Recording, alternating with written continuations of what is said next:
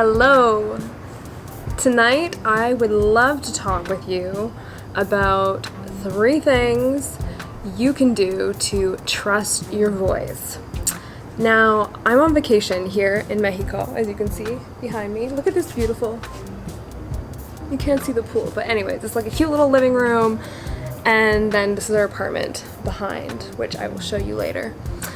So the reason why I want to talk to you about trusting your voice is because I've been spending some time with some very special women in my life, and we've been talking and going on adventures and eating together and lying on the beach together, and this seems to be a theme that has come up about voice and asking for what we need, like whether it's pass me the sunscreen or what are we doing next or sharing our opinions.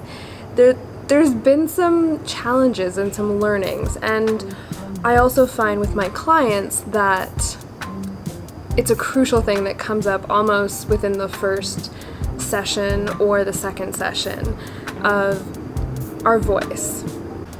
First of all, I'm gonna ask you this question. Why don't you trust your voice? Why don't you speak up? Why don't you share your creativity? Maybe you really love to sing. I had a client a few weeks ago who was going through this challenge of loving to sing, and she's very talented, yet she had all these reasons why she wasn't ready to sing, or she didn't want to dedicate her time to singing more. So everyone has these things, right, of why we don't share our voice. So I want to know, what are yours? In the comments below, you can give me a little thumbs up. Hit me with a thumbs up if you're like, yep, I got that. I've got, things in between my ears, voices going on all day. You're not good enough.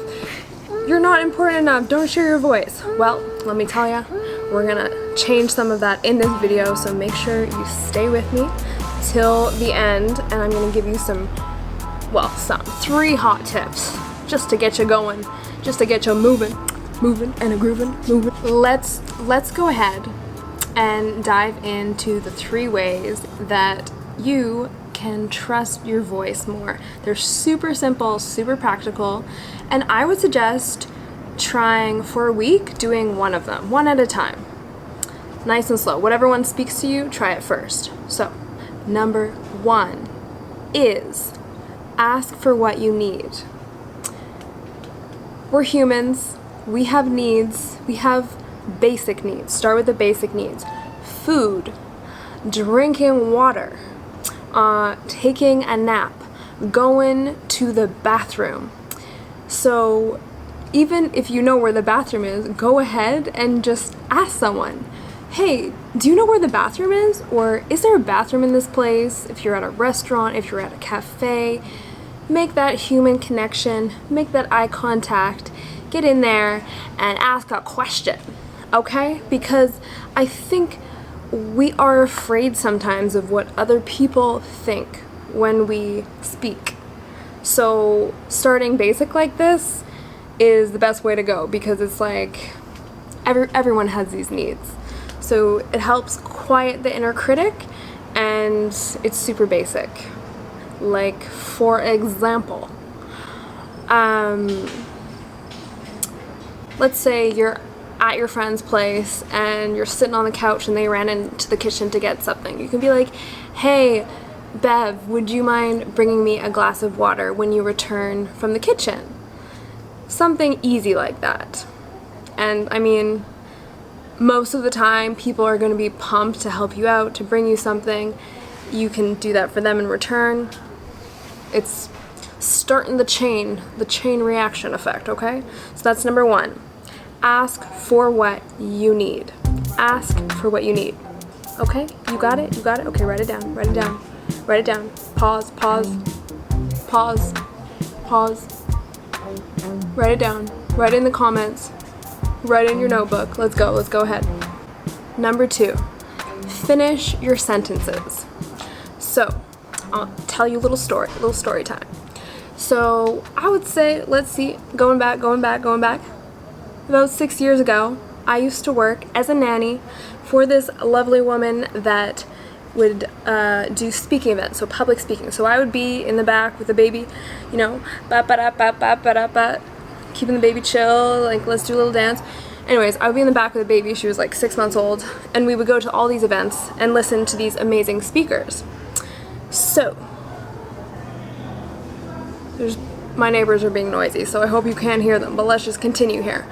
So, one of the speakers, she had studied with these teachers in India, studying body dynamics, can't remember what she called it. Anyways, basically reading the body, like the physicalities of the body, high cheekbones, like straight nose, crooked nose, big lips, small lips, these kinds of things. And from that, you can understand a person's personality, their strengths, their challenges, their weaknesses, super cool stuff. So anyways, she also talked about the voice. So this is where I learned this trick.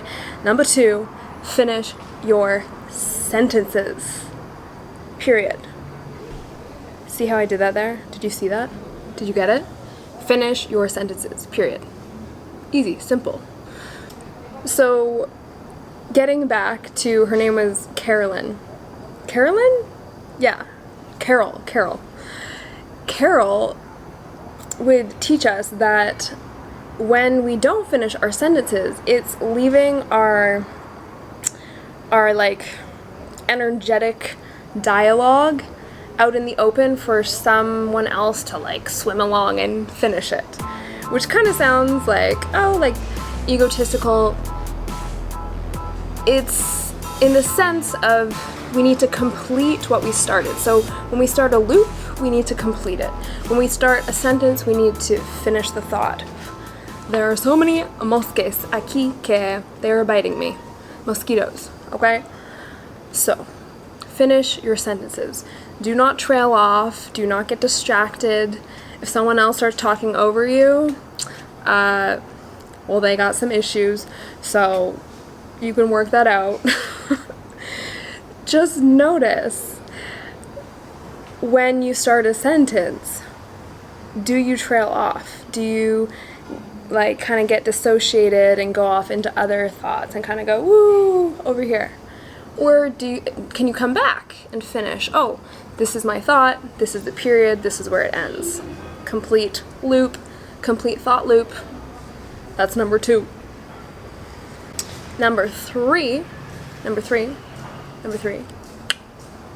is speak on your exhale.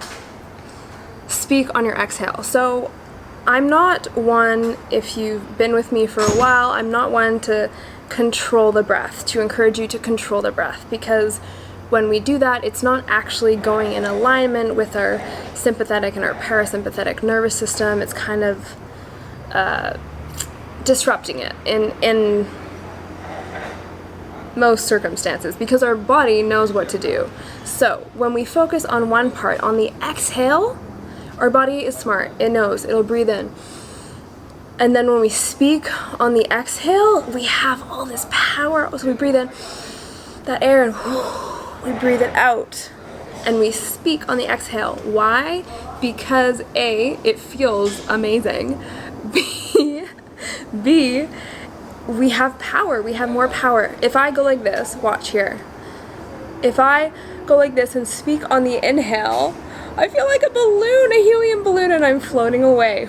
Okay, that did not feel good. I'm going to show you here. When I speak on the exhale, I have much more power and I can fill the room, fill the space. So that was speaking on the exhale. Another little thing to add on, just because we're on a roll here and we gotta keep going, is I'll give you 4, or this can be 3.5. The throat,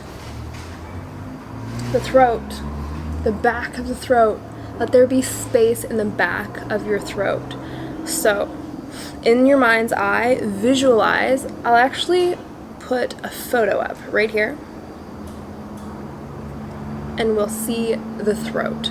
So in the back of the throat, we have the esophagus, we have space to breathe, where our food goes. So when we imagine or visualize, because it's real, that space opening up, we have so much more space to move and to use our voice. So that's 3.5. I hope that was enough. I hope that wasn't too much. I hope that helped you out. I hope that you feel more confident in sharing your voice. Please let me know. Send me an email, hello@luanarose.com. Go over to my website, luanarose.com. Comment in the comments below. I want to know what you're learning. I want to know if this is helpful. If it's not, if you're like, oh my god, something just shifted, go ahead and share it. Thank you so much for watching, and I will see you on the other side. Wow, that was really cheesy. Thank you so much for watching, and I will see you next time.